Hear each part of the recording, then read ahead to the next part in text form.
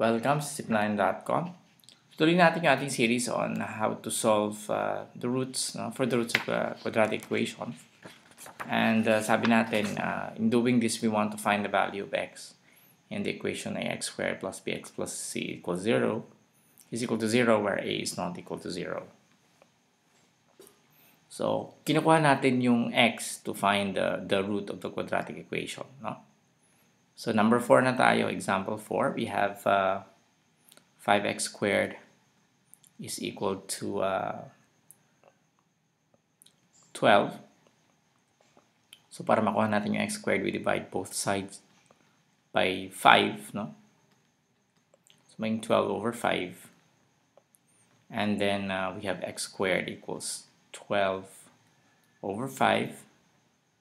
And then as we extract the square root of both sides, we have square root of 12 over 5.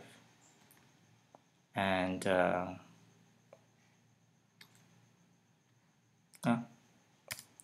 so sa ganitong strategy, usually, pag meron tayong ganito, yung 12 over 5, titignan natin yung i-factor natin yung numerator such that magiging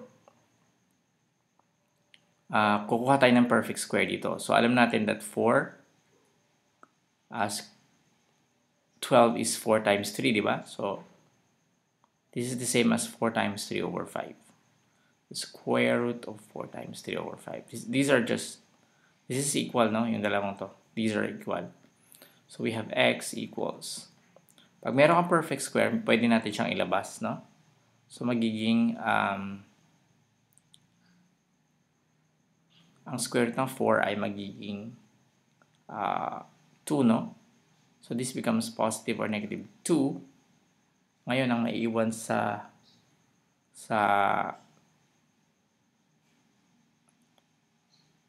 anyway, baguhin natin, no? So, alam natin that the square root of 4 times 3 is the same as square root of 4 times square root of 3. Isang properties siya ng radicals, no? So, ibig sabihin, pwede nating sabihin na alam din natin that if we say square root of square root of a over b, no? Square root of a over b is the same as square root of a over square root of b. So, yung square root of 12 over 5, pwede natin sabihin na square root of 12 over square root of 5, no? But again, square root of 12 is square root of 4 times square root of 3, di ba? So, over square root of 5. We're using this property. Square root of AB is the same as square root of A times square root of B. So, pag-aaralan natin yan later, no? So, we have x equals, the square root of 4 is positive or negative 2. Positive or negative 2 times square root of 3 over square root of 5. So, ito na yung pinakasagot natin. But again, hindi pa ito pinakasimple dahil gusto natin dapat wala tayong radical sa denominator, no? So, usually, sinisimplify ba yan by multiplying kung ano man yung denominator, no? So, dito, ang denominator is square root of 5. So, i-multiply mo siya sa square root of 5 over square root of 5 para maging rational yung kanyang denominator. So, magiging equal siya sa positive or negative 2 square root of 3 times square root of 5 is square root of 15 over square root of 5 times square root of 5 ay 5. So again, sabi natin sa kanina, square root of AB is the same as square root of A times square root of B. So ito kaya siya naging square root of 15, no? Kasi square root of 3 times square root of 5 is the same as the product, the square root of the product of AB. Okay, so I think medyo komplikado ito pero kung alam niyo yung properties ng radicals pag-operate, no, ay madali lang ito, no? So aralin niyo siguro. I think I'll create a separate video for this. Next, number 5, last example. We have 3x squared equals negative 4. So it's very similar to number 4, only that this one is negative. Dividing both sides by 0, by 3, so maging negative 4 over 3. So x squared equals negative 4 over 3. And extracting the square root, we have x equals square root of negative 4 over 3. No? And again, using the same strategy as before, hanap tayo ng perfect square dito. So magiging square root of negative 1. So we can say that this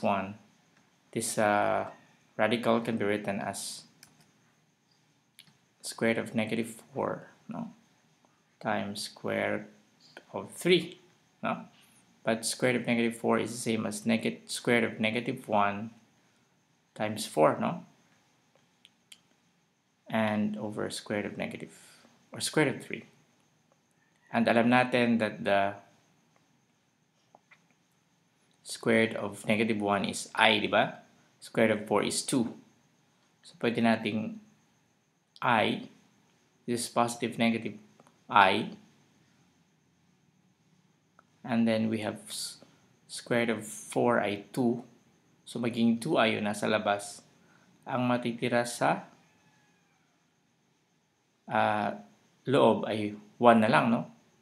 So maging square root of 1 over square root of 3, no?